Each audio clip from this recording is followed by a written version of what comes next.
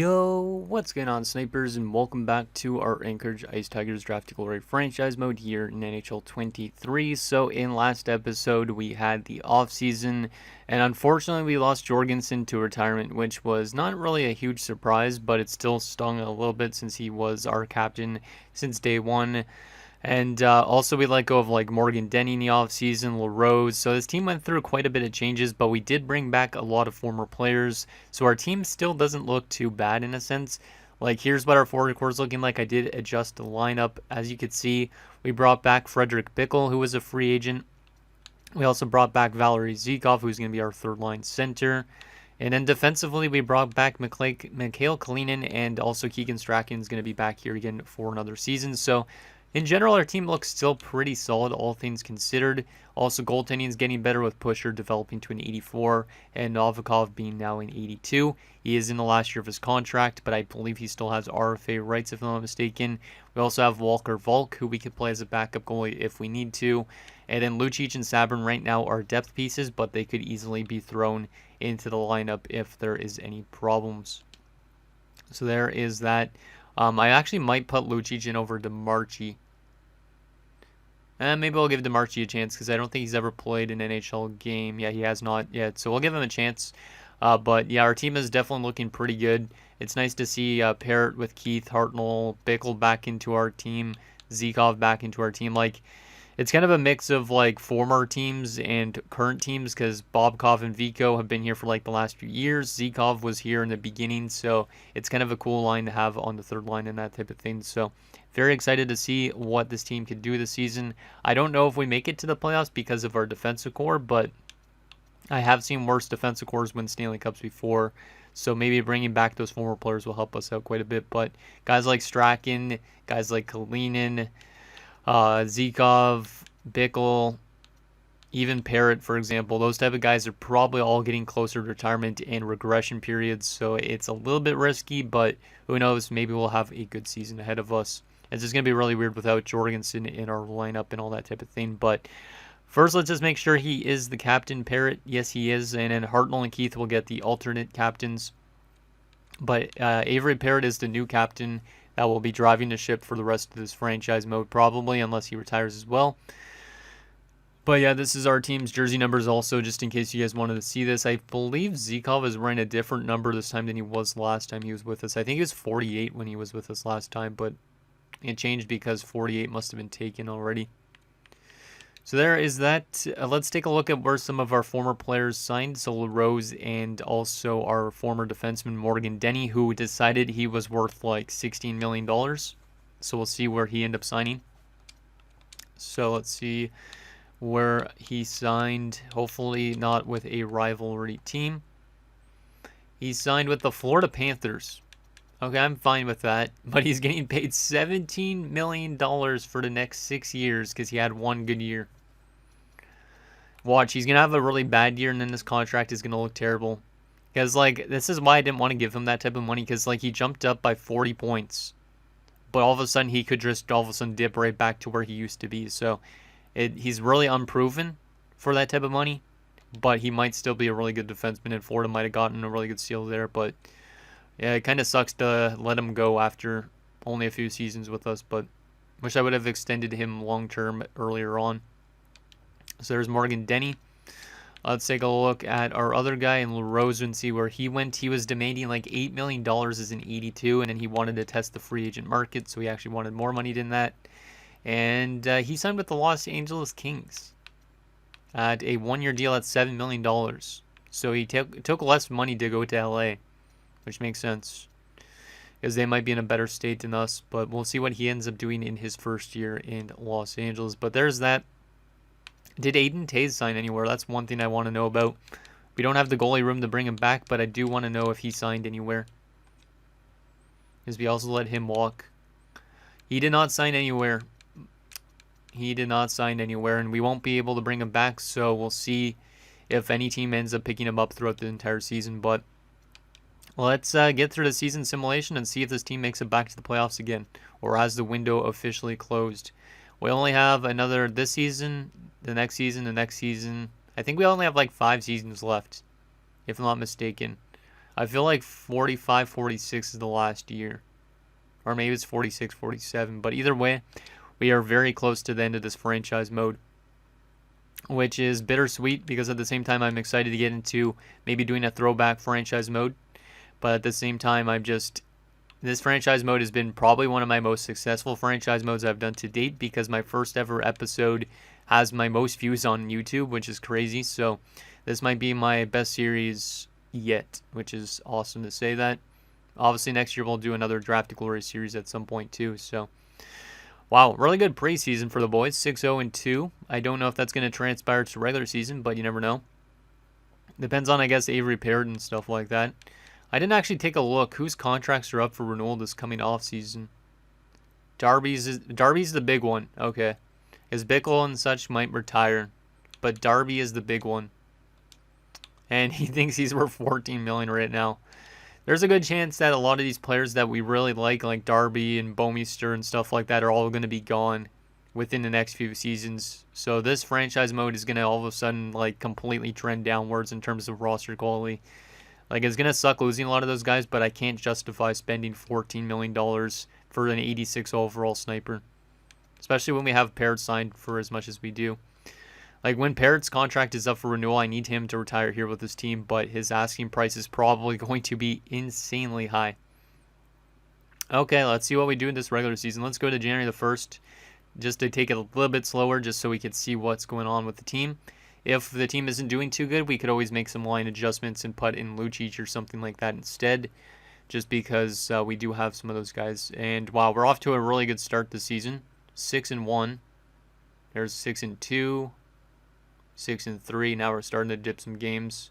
7-3-1. Okay. Yeah, we're looking pretty good to start this year. I like it. But at the same time, if we win a President's Trophy, we know we're going to be a first round exit. We just know it. So hopefully we don't win a President's Trophy this year. But that would be quite surprising if we won a President's Trophy, especially after losing a top defenseman and also losing Jorgensen to retirement. But so far we are off to an incredible start with 17 wins in our first 20-something games. Yeah, this team is doing a lot better than it should be doing. Our defensive core should be holding us back quite a bit, but we already have 20 wins. I don't really know how, but not going to complain too much. Yeah, our team is killing it. Jeez, I didn't expect this good of a start. And we're going to be at 27-9-2 at January the 1st, so I don't really have any problems with that whatsoever. Looks like Claxton's leading the team in points, not really who I expected, so the depth scoring must be good, or we're just a really strong defensive team, which would make no sense based on our defensive core. But currently, we are the second best team in the entire NHL, only behind the Blue Jackets. Huh. Yeah, we must have really good depth scoring if Claxton's leading the team in points. Because usually it's always like Parrott and stuff like that, Keith. But Claxton's like on the second line, I think. So the second line must be doing really good with like Bickle. Like maybe Bickle's helping our goal scoring ability. I think bringing him and Zikov back definitely is helping this record out quite a bit. So I don't think I'm going to make any adjustments, even though I could. Let me take a look at the goaltending numbers at least. I don't really like taking a look at the stats throughout the season, but let me take a look at the goaltending numbers. Okay, both goalies have been pretty solid. Pusher especially, he's got a 914. I'm glad I locked him up in the offseason. Novikov's got a 900, which is not great, but yeah, he hasn't been too good so far, but I'm not going to put Volk in yet. There's a chance Volk will get to play some games this year if we get to the playoffs. Just because I feel like Pusher might have a good regular season, but maybe playoff-wise he won't do so well. And then I don't know about Novikov. He's kind of streaky at times too, but let's continue to simulate. Let's go 1 month at a time for the rest of the season. But so far, so good. Hopefully we don't just have a terrible second half and finish like 500. Because like I always say, I'd rather like miss the playoffs by a long shot or make the playoffs by a long shot than have like a 500 record and just miss the playoffs. Because if that happens, then you have a very slim chance you're going to actually win the lottery. Okay, a couple losses this month, so a little bit more of a struggling month for us, but still 33, 14, and 3. Not too bad. Let's go to a day before the deadline. See if we have more wins in our bag. There's another win. There's another one. Yeah, our offense is looking pretty good in some of these wins. We're scoring like 7 goals in some of them. Yeah, we're definitely having a little bit of a worse second half of the season than we did in the first half, but that's okay. Because I'd rather be kind of like an average team in the standings. I don't want to win the President's Trophy. So, but we probably will end up winning the President's Trophy because we have 42 wins right before the deadline. We are currently the second best team in the NHL still, only behind the Blue Jackets by 1 point. There is a chance we win the President's Trophy this year, which, like I said, I did not expect at all with the quality of a roster. Parrott's now leading the team in points with 63 points in 63 games. So, yeah, once again, that depth scoring must be really good. 33 goals, so he should hit 40 goals this season for Parrott. Good stuff from our captain. Let's continue to simulate. We don't really care too much about the trade deadline because a lot of our former players are probably retired by now or getting close to retirement, so I don't feel like they'll be getting dealt. Let's just go continue simulating. Let's see. Any big trades happen at the deadline? No. Okay, let's go to the end of March, but it looks like we are going to be a playoff team this year, which is kind of not what I expected. I at the same time kind of expected with the offensive quality, but the defensive quality, I feel like definitely, I feel like we shouldn't be a good defensive team this season unless our goaltending has just done really well by comparison to our defensive core on its own. We've hit 50 wins this season. Is this going to be like our most successful season yet in terms of the standings? Because we have literally 54 wins this year. And we still have 5 games left, so we could hit 59 wins. I don't remember if we've hit 60 wins in the series. I think we might have. But literally, this might be one of our best seasons ever. And we're coming off of a really weird off season, so that's interesting. Let's go to the 9th, see if we can get some more wins here to end off the year. 7-3 win, 7-3 win, 3-0 win, 3-1 loss, and a 6-1 win. So we finished 58, 20-4. And, yeah, we won the President's Trophy. So, congrats, guys. We're a first-round exit. Likely. We beat out the New York Islanders. The Blue Jackets fell off hard in that second half. They only finished with 99 points. But we win the President's Trophy by 7 points. Yeah, we're definitely a first-round exit. So, yeah, that's not great, but at least we won another President's Trophy. I mean, I didn't expect this team to win as much as it has, Stanley Cup-wise and President's Trophy-wise, but they've been a really good team. Yeah, that Blue Jackets team fell off a lot. That's crazy. Okay, let's take a look at team stats and player stats around the league and all that stuff, and then we'll see who we're facing in round 1. But, yeah, we won the President's Trophy by 5 points over the New York Islanders, who obviously we lost to in the Stanley Cup Finals a couple years back. 4 or 5 years now at this point. But, yeah, we were the best team by far in the league. It's definitely not depth scoring, though, I'm guessing. Goals for per game, yep, we were the best offensive team by quite a bit, just under 4 goals a game. That's impressive. Goals against per game-wise, we were the best defensive team in the league, tied with the Vegas Golden Knights. Wow. So our defensive core gets degraded because Denny's gone. But we bring back Kalin and we bring back Strachan. And we were the best defensive team in the league. And we were the best offensive team. I don't understand it, but I'm not going to question anything. Because I shouldn't question anything anymore. We were one of the better power plays as well. We were the 5th best power play in the league. And penalty kill-wise, we did not do good on the penalty kill. Despite being one of the best defensive teams, our penalty kill struggled quite a bit. So at least that's one bad thing. Shorthanded goals, 8 shorthanded goals, 29-11-1 on home ice, and 29-9-3 on the road. 9-1 in our last 10 games. Yeah, we're a first-round exit, guys.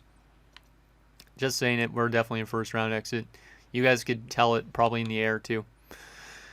So Derek Keith, 85 points in 82 games. Pretty good for the 32-year-old. How much years does he have left? 4 years left on his contract, so he's probably here till he retires. But another good year for Derek Keith.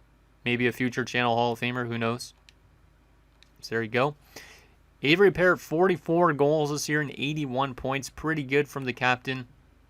He's dropped down to exact top 6 potential. He might end up retiring next season. Because if you drop off potential-wise already at this point, I could see him retiring at the end of next season. Which would be really painful. 684 goals. I believe he's now my best all-time goal scorer. Just passing Gene Thornton, so congrats to Avery Parrott if that is the case. Obviously, I'll put it in this video if it actually is, which I think it is. Yeah, that's kind of concerning that he's going to potentially be retiring soon, but what a career he's had. Hopefully he has a good playoffs ahead of him like he normally does. Ricardo Hartnell, 80 points again. This guy's been pretty damn underrated. Definitely a big downfall in goals this year, but at least he's still picking up a good amount of points. Claxton, 79 points for Miles Claxton. I did not expect Miles Claxton to be this type of guy, but he has been unreal. 755 points in 1,300 games as a former second-round pick. Yeah, he's still on a great contract again. I love Claxton. He's one of the better players in the series. Valery Zykov, we re-signed this guy after quite a few years. He played in Ottawa and with the Rangers and had 54 points in his first year back. Pretty solid. He has dropped off a lot. He's now down to bottom 6 potential, so this probably is the last year of Valery Zykov in the NHL. So I'm glad I brought him back at least, maybe to get a Stanley Cup, because I don't think he's gotten one yet. Darby hit 82 points this year, and he's a pending UFA, so he might be gone, just because his asking price is probably going to be north of $15 million. Bickle had 76 points this year, 39 goals when we brought him back. He's dropped down to exact top 9, 83 overall. This is a chance that it might be the last year of his career as well. So hopefully we can win a Stanley Cup this year for these guys. But in this case, I feel like we're going to be a first-round exit. Vico, 30 goals, 58 points. Pretty good year for Vico again. More hybrid production than the last 2 years. Vico's been really solid. Bobkov, really solid, 52 points as well. DeMarchi, 31 points in his rookie season is pretty good as a 27-year-old. I'll take it. And same for Hagos, 31 points. Right wing-wise, Glenncross had 23 points. Not bad. Not bad at all. Defensively, Danner had 65 points. I am really glad I locked this guy up long-term. Or a decent amount of term-wise. He might end up winning the Norris this year.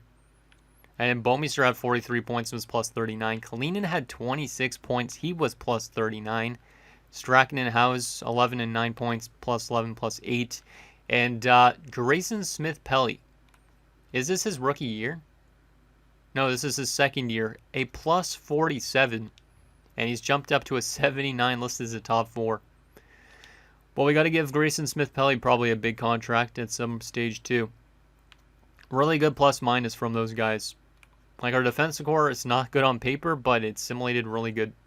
And then goalie-wise, Pusher, 47, 13, and 3. With a 5 shutouts, a 9-11 save percentage, and a 2.6 goals against. Really solid numbers there for Spencer as the starter. And Novikov as the backup was not great. So I don't know if he's going to get a lot of chances in the playoffs or not. Let's take a look at stats across the entire league to see who did what. So Zach Bieksa led the league in points. Him and Demetrius Ernie. Never seen those guys up there in points. George Pedersen, Ulf Magnuson up there. Best goal scorer of the season was Rory Mangone with 54 goals. Avery Pear was top 10 in goals. That's nice to see. Let's take a look at those Selke candidates. See if there is anybody for us. Derek Keith. I think Derek Keith might win actually a friggin' Selke for the first time since like his rookie year. He led the league in takeaways. He had 55.9% on the draw. And Charlie Guerin, who's won the Selke the last 2 years, less takeaways and a worse face-off percentage. I think Derek Keith has finally gotten another Selke. He's been in consideration a lot at the time, but he's never won it really. McEachran would probably be also up there, but he's got way less takeaways. Marquez is up there too, but way less takeaways. Clarence Knighty, though, might randomly steal because that face-off percentage is a little bit better, but the takeaway numbers aren't even close. I really hope he wins it, but if he doesn't, that would really suck. So there's that. Best defenseman this season, Julius Sarno in St. Louis. Don't recognize this guy at all either. So he's going to beat out Danner for the Norris, unfortunately. And Morgan Denny, our former defenseman, was up there in points again. So looks like he's actually living up to his contract a little bit, but still for 54 points, $17 million, I don't know. But that Sarno guy's having a really good year. 80 points and a plus 50. I don't even remember this guy getting drafted at all. Best goaltender this season for wins was Pusher. Most shutouts for a starter was Vorobyov, Bentley, and Nicholas with 7. Best save percentage by a starter was Cooper Reinen with a 919. And best goals against average by a starter was Higgins with a 249. So it's probably between, it's probably going to be Higgins, I feel like, just because of the more amount of wins. Pusher would probably be up there, I'd say, for the Vezina, but I don't think he's going to win it. I think he'll win the Jennings, but not the Vezina. Any goalie goals this season for fun? No. Most assists, Nicholas with 4. And the best rookie this year for points was Pekka Rinne in Colorado with 68 points. That's a former 2nd overall pick. Huh.